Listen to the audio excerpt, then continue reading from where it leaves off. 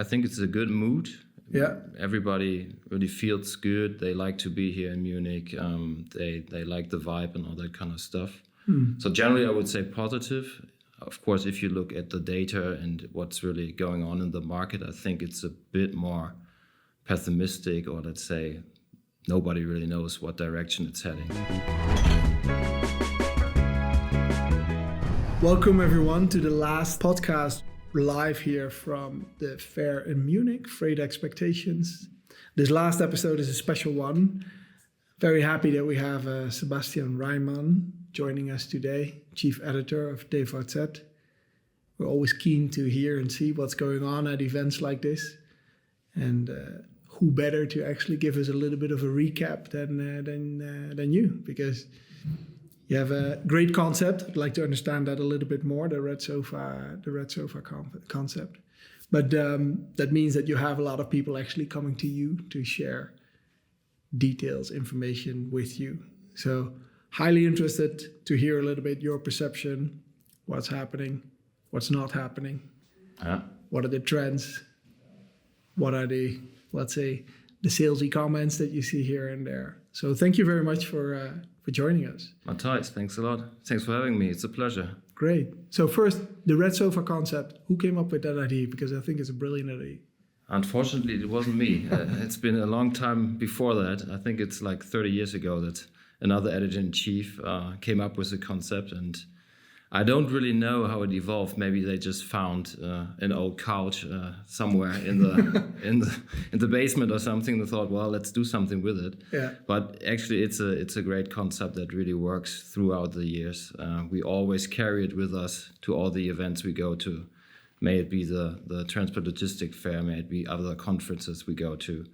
And it's always very much appreciated because people come to our booth, they like to stay there, they want to be on the red sofa and share their knowledge, share their views on the market developments, what they're up to. And as journalists, we always like to hear that, of course. And that works out very well. Great. So the concept is you will have industry leaders, thought leaders, experts coming to you, having an interview with you about topics relevant to what's happening in our industry. Exactly. So be the leaders from the industry want to know what is their view on the market developments, what their companies are up to. We like experts. So this year, for example, of course, tariffs was a big topic. And you need to know a lot of stuff about that, need to get some knowledge about that. What we don't do is like sales pitches. So if somebody just wants to sell his product and tell us about his product, we don't want to know about that actually. And but that works out very well usually. So okay. And now it's a little bit fresh, obviously, because like the fair isn't even over yet. But what is your first impression of this year's fair? It's kind of hard to grasp actually, because I think it's a good mood. Yeah. Everybody really feels good. They like to be here in Munich. They like the vibe and all that kind of stuff. So generally, I would say positive. Of course, if you look at the data and what's really going on in the market, I think it's a bit more pessimistic, or let's say nobody really knows what direction it's heading. So that's always, of course, one of my questions. What do the guys think about the future?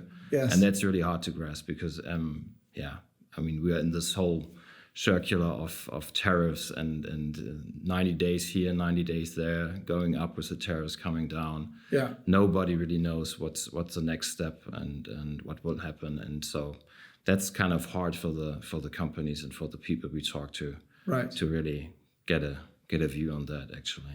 But if we reflect a little bit on the last 2.5, 3 years, we've had quite a few, let's say, massive shakeups in our business. Yeah. So the uncertainty is not something new, I would say. But do you see that it's even more right now, or is it in different fields? How do you see this? I think to a certain point, the people really got used to it. I mean, they know how to cope with this volatile surroundings. It can't shock them anymore, I would say. Mm-hmm. But of course, this whole tariff situation is kind of new to them as well. And I think to a certain part, and sometimes it's also surprising because some people probably didn't even know what it means if there's a tariff on aluminium or steel or something, and that it does not only refer to steel bars or something like that, but also to machinery where some steel elements are a part of, and they have to cope with that. And of course, here in Germany, we have the new political situation. I mean, we had the federal minister of transportation on the red sofa. And so everybody was really curious. It's one of his first appearances here at the trade fair. Yeah. What is he up to? What's going to come up from the new federal government? What will they do for transport and logistics? Will the roads, the rail become better in Germany? That's a huge topic for the last couple of years. And it just takes so much time if that something really becomes better. And that's what everybody's really looking for. What was his response? Yeah, he's kind of...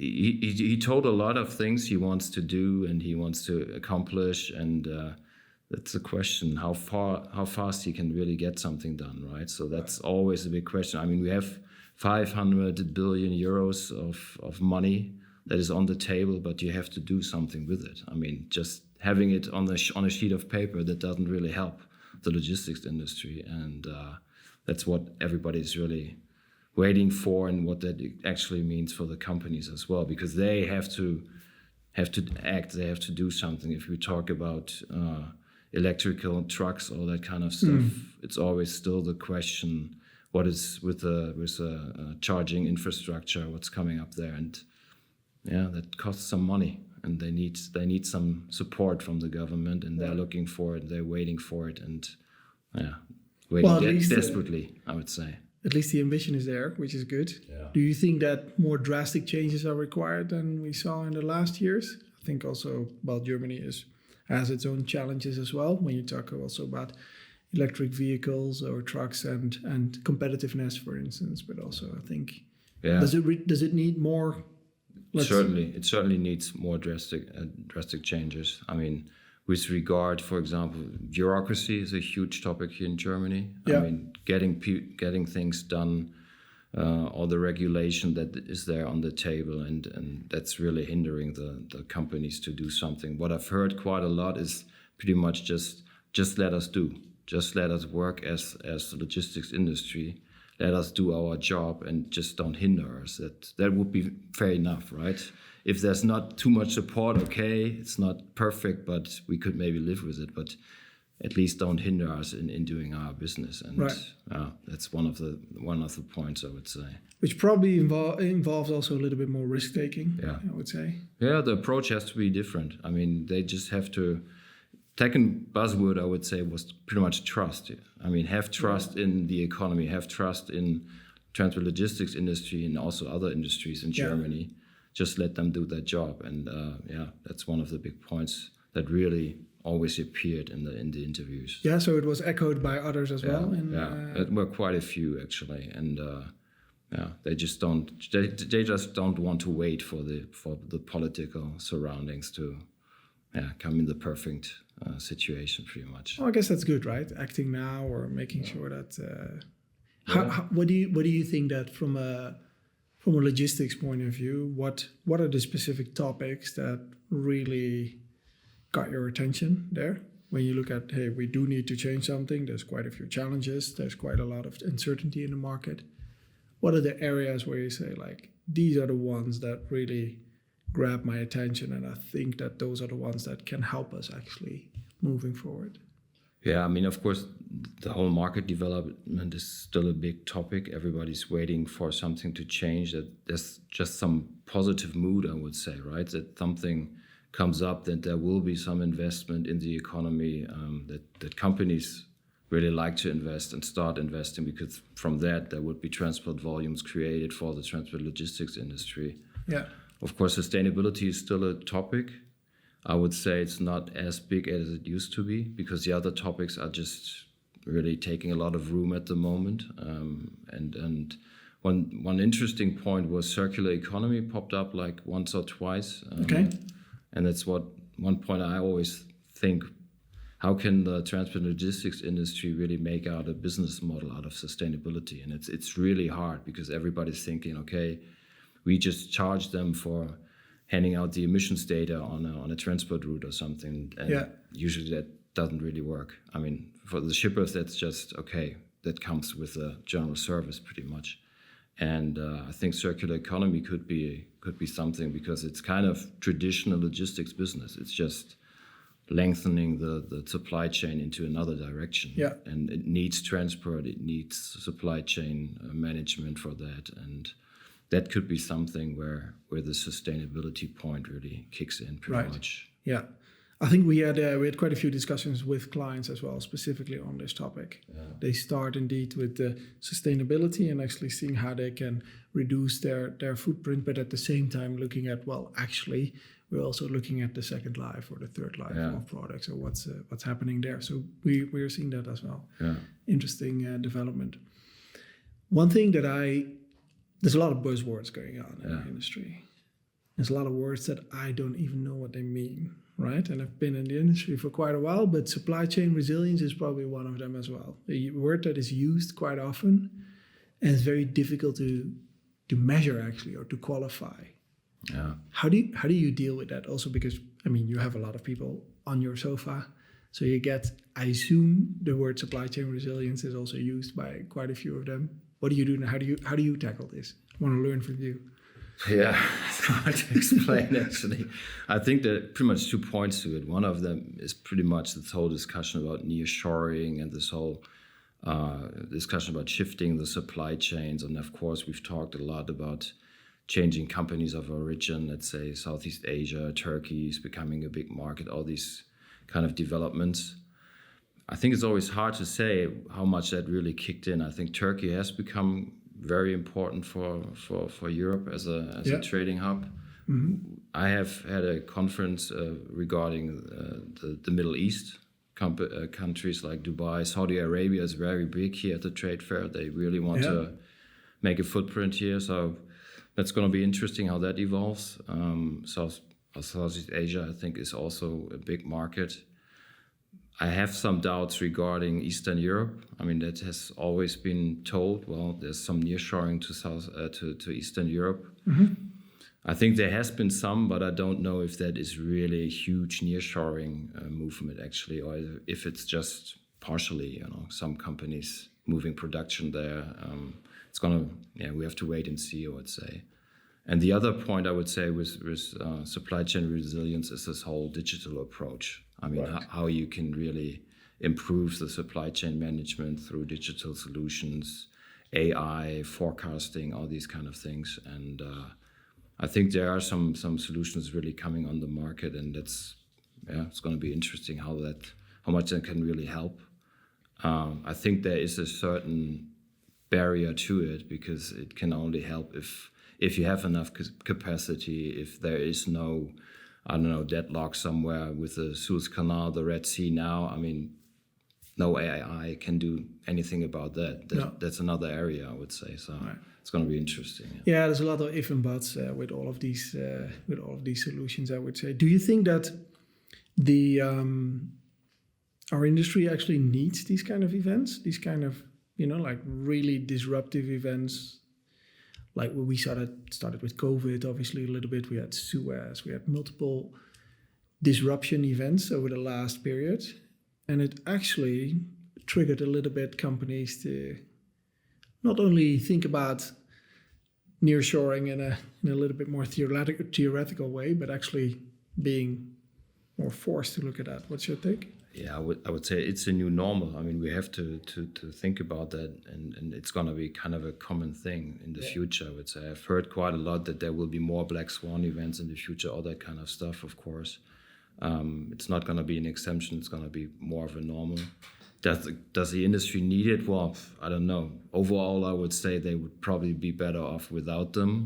Yes. Regarding the trade volumes, all that uncertainty and all that kind of stuff. Yeah. On the other hand, you always hear from companies as well, we are forwarders. We like it if some things become really complicated and they don't work out easily, because then we can bring in our knowledge and our ability to really steer the supply chains, all that kind of stuff. Yes. You also hear quite a lot, well, the tariffs, on the one hand, of course, they're not really good. They will maybe lower the volumes in the trades. Yeah. Yeah, but there is some possibility for customs clearance, customs brokerage business. And I'm not sure if that will really work out, actually. I mean, if you can gain that much customs clearance business to really get an advantage regarding just the sheer volumes you would usually handle.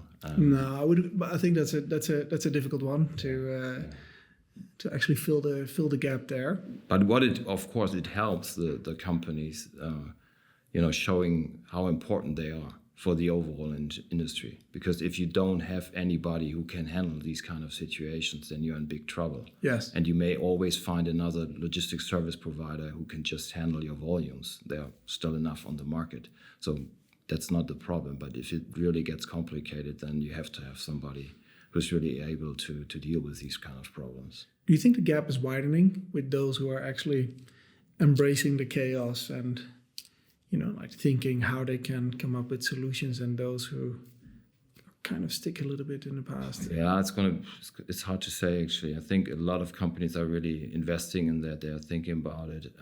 If they have the ability, that's another question, I would say, right? Yeah. I mean, customs clearance, there's only a certain amount of people who have knowledge in that. I mean, just sheer manpower. And of course, then you can maybe do it through digital solutions as well. It can help. Yeah. But I think I'm really sure that if it's really getting complicated, you need somebody, just a human being who can help you then. And then to a certain part, there's also a barrier to it, I would say. So, right. Yeah. That combination will always be there, right? The technology and the people is... it has to go hand in hand, actually, yeah. So, is there something that you feel that companies are not talking about right now that you think that should get more attention? Are you surprised by certain topics not being addressed? I mean, not that much of a huge topic was actually this whole the topic of human manpower. Are there enough people? I mean, it's always kind of moving around. It's still there, but it was not that much of a topic. Maybe because of the economical situation at the moment. I mean, there's maybe not that much pressure. But overall, I would say that's still one of the huge topics, of course, for the industry, because it always has to really compete to other industries regarding the manpower and the really good educated people, and the industry has to be attractive to really attract these kind of people, and that's a question if that will really happen. It's a different species, right? It's a different species, and I think there need to be other kind of people. I mean, you in the future you will not only need the forwarder, the traditional forwarder. Right. You will probably also need people with other skills coming from areas which usually don't move into forwarding and logistics. They would rather vote for, I don't know, automotive or some other industry, tech industry or whatever. So. And you're referring then to more the analytical skills? That's becoming more important, I would say. I had an interview.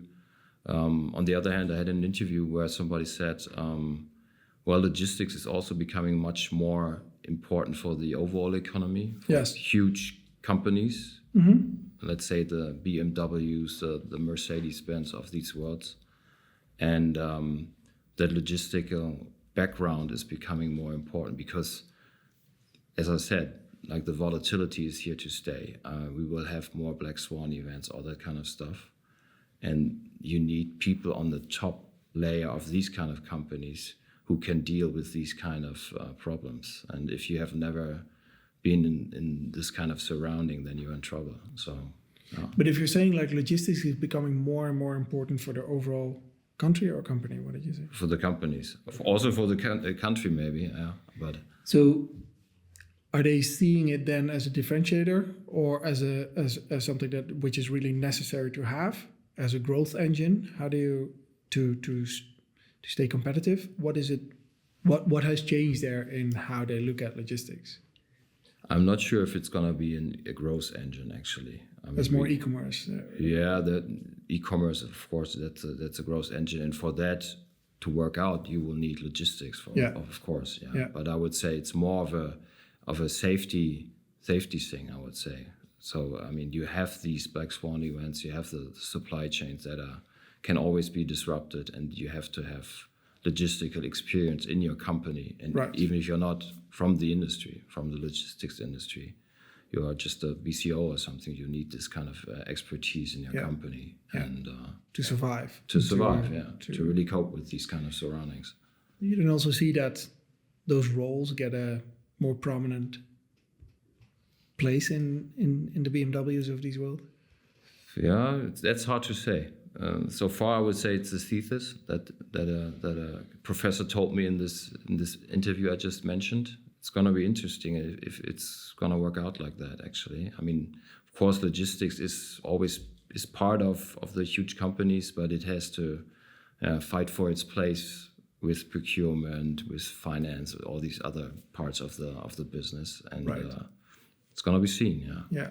We do see it as well, that when we are talking to our customers or potential customers, that we get more attention from C-suite, actually, who would like to understand, tell me what's going on in this world, because my company is more and more dependent also. The results of my company are more and more dependent also on what's happening from a supply chain and logistics perspective. So it is a trend, but it's difficult to quantify, I guess. And what do you see? Do they just rely on logistics service providers more, or do they want to get the knowledge into their companies? Like this question of insourcing, outsourcing, kind of. Well, you see both, right? But you do see definitely a trend that there is a desire to absorb and understand the knowledge a lot better than what used to happen, right? So instead of things being forgiven, either whether you have someone internally or an external expert, supplier, or whoever you're using, we do see more sharper, deeper questions about what's going on. So there's a genuine interest in really making sure that you understand what's going on there. So that's definitely what. The supply chain problems that really have made prime time, I would say. So it's really on the agenda of everybody now. Yeah. Interesting. Hey, and if you compare it to 2 years ago. 2 years ago, you had your sessions here as well. Yeah. Were there specific elements that were mentioned that time that you said like, "Ooh, this is definitely that moved away a little bit"? I think to your point, the manpower topic is indeed something that I think has moved a little bit more to the background. Yeah. Right. Yeah. Which is kind of strange, actually. Yeah, but it's the same like with sustainability, as I mentioned. Right. There are other topics who are really now in the front row. Yeah. 2 years ago, I would say the mood was even better because we came out of COVID. Everybody was just so happy to meet again, and that was just being here was reason enough to come, pretty much, right? To meet everybody. And afterwards, actually, the economy really dropped. Everybody was still really, really optimistic, and I think it was May back then, and then June, July, it really started that the economical data really went down. Right. And the hope I would say was that we are now really coming out of that, and it probably takes some more time, actually. Yes. I mean, we are like in a, I don't know, conserved bubble or something little bit now, and everybody's just waiting. There is some good mood, especially in Germany, because of the new federal government. They're doing something for the economy. They seem to understand the needs of the economy. But it remains to be seen if that really leads to results, actually. Yeah. Time will tell. Time will tell, yeah. Was there any interview where you say, like, what was the most provocative statement that someone made? Was there someone who really stood out? Yeah, Ewald Raben, he's the CEO of the Raben Group, a big road transport company. Yeah. He was very, very clear on bureaucracy. He said, you should really get rid of a third of the people in the administration, in the bureaucracy, just to kind of make a cut and really make this kind of statement you were referring to pretty much. That was really interesting. Another really interesting statement was from Mirja Nibbel. She's from CMA CGM here, leading the German region business. That was geared towards the trade flows, and she said Germany is probably going to become more of an import country, now being an export country. And I thought that was really, really interesting just to think about. I don't know if it's going to happen, but I mean, the German economy always very much relied on being, the world champion in export back in the days, and of course that has already vanished. We're not anymore the export. World champion, but we're still a very strong export economy. And just really shifting from export to import. That's going to be an interesting development. Well, as you said, right, there's a lot of people who believe that there will be more black swan events. Yeah. If these events are taking place, then you need to take those what-if scenarios into consideration as well. Yeah, and I think the people really have to think more in scenarios, actually. Yes. There's no certainty anymore. I mean, you just have to really think that everything is possible, actually. Right. So, Yeah. and maybe another point, which was interesting from the international people I talked to, especially American companies, for example, but also from Asia, they always like the German automotive industry. And I think that's really striking, because the mood here in Germany regarding automotive is not very good, actually. It's more of a kind of a problem child for the economy. Right. And they always say, well, we want to get more involved with the German automotive industry.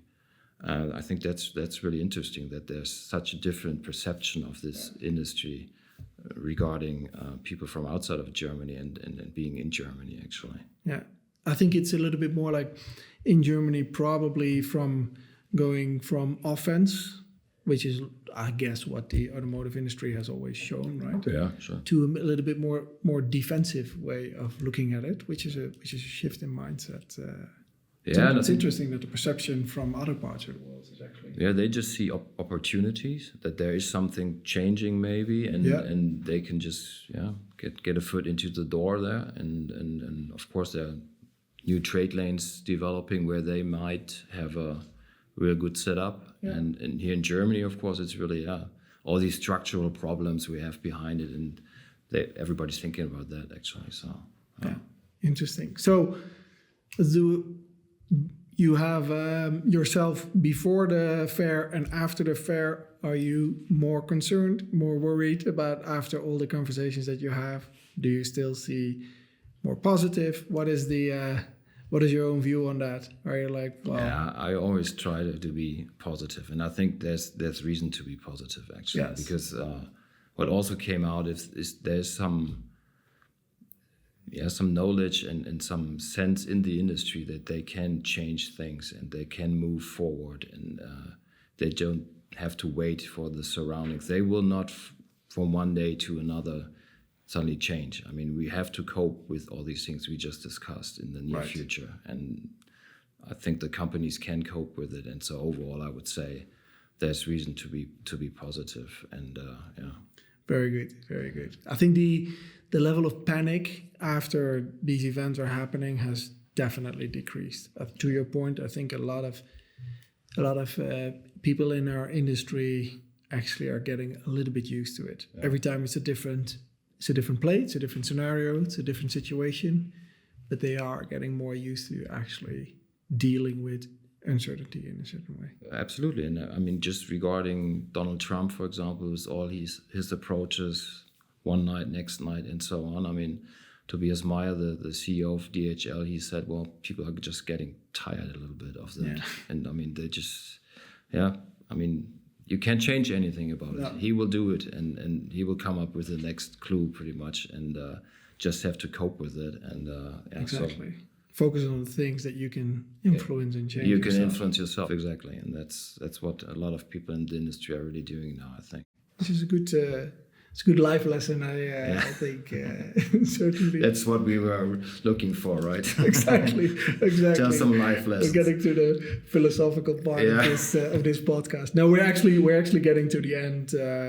I'm very interested to also see where we are in 2 years' time from now again, right? Which topics we are discussing. I think there will be a lot of things actually the same in terms of how we're dealing actually with uncertainty in the market. We're learning every time from every crisis or every disruption. We're getting we're taking our learnings and improve what we're doing. There's also some interesting findings, especially when it comes to bureaucracy and how you can also look at a little bit more extreme scenarios, which are definitely interesting, and hopefully we can see some interesting results coming there. Was there one certain point that really was surprising to you?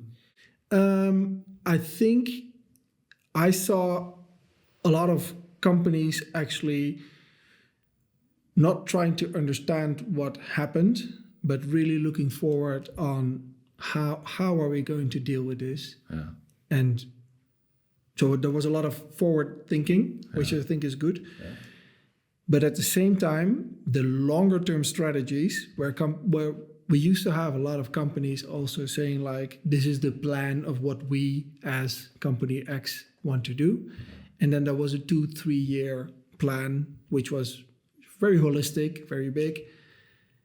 Those longer term plans have moved a little bit to the background, I would say, and were replaced by 6 to 12 months plans. Yeah.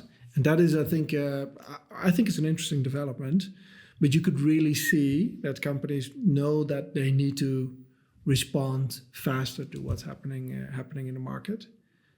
And that's music to my ears. Not obviously forgetting about the longer term strategies. But I think that especially the uncertainty and how to deal with that and not going into some sort of panic mode is something that was striking. I expected a little bit more doom and gloom to happen, with a lot of companies not really knowing also what their demand would be, etc. But I was positively surprised by that. So if you ask me before and after the fair, I'm a little bit more positive, I would say, than I was That's before. Good. Coming back to panic mode, actually, and coming back to the interview I had with this expert I was referring to, she said logistics guys are always the last one to panic, and I think that's to a certain point that's true, because they know that always some things can happen with the supply chain. So I think that's a perfect statement to end this podcast with. Thank you very much for joining and sharing your insights. I learned quite a bit. So thank you for that. Thanks for having me. It was a pleasure. Thank you very much. See you again next time. Thank you. Thanks. Thanks.